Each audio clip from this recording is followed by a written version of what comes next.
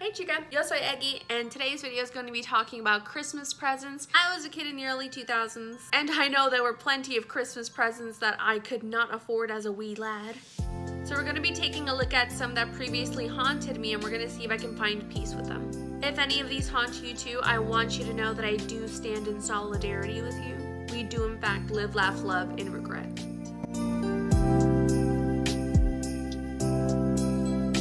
So with that, let's get started. The first thing that I want to talk about are the American dolls. So when I was younger, I used to read the American Doll book series, but I didn't actually know that there was like a whole line of dolls that were supposed to be related to the book. So the books were the lore, and the dolls were part of the lore that you can just collect. I don't know whose idea it was to make those books and then sell the dolls that go with them, but whoever did it needs to know that they raised a generation of people who were very eager to spend their money. I truly desired the American Girl doll for a hot minute, but then I grew up and I became punk. I became a y'all, I used to think the Bratz doll was so cool compared to the American Girl doll. Like, America who? Why would I want to be an American when I can be a brat? The actual chokehold that Bratz dolls had on our generation is undescribable. Indescribable?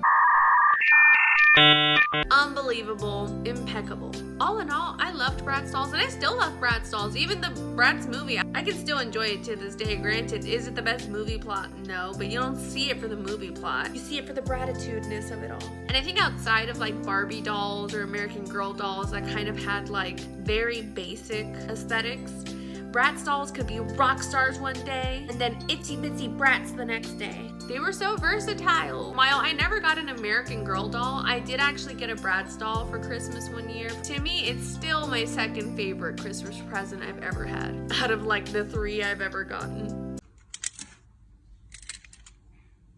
I'm gonna keep it moving with Furbies. Now, Furbies were not desirable for me. Quite frankly, I thought they were demonic because of that stupid Gremlins movie. I thought Furbies and Gremlins were the same thing. So for me, when I saw Furbies, I was terrified. Please.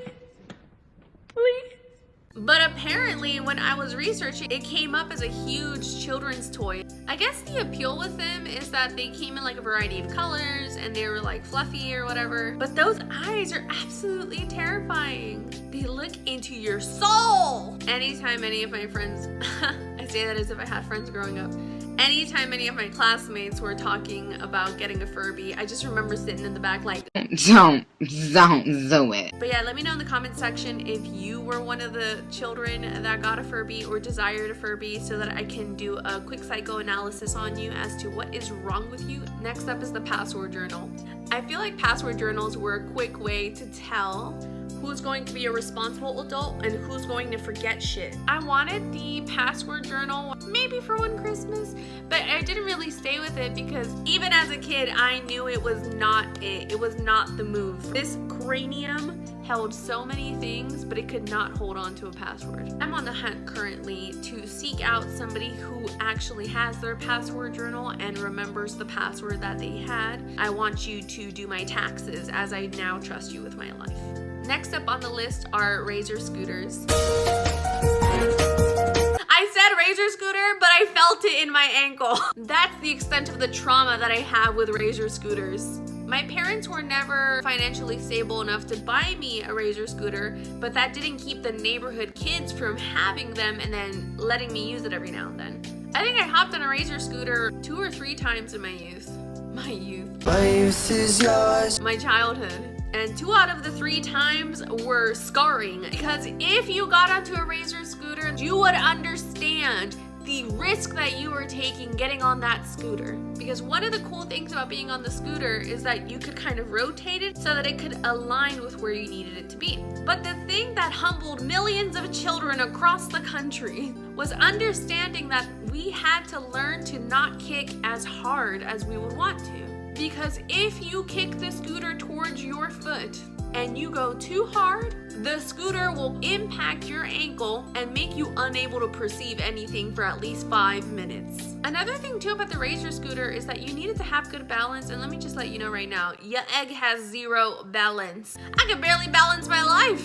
And with that, we are now wrapped up with our nostalgic Christmas list of things that I would have preferred. Maybe you got them growing up. Hopefully this took you down memory lane. If this video offended you, I am referring to the Furby fans.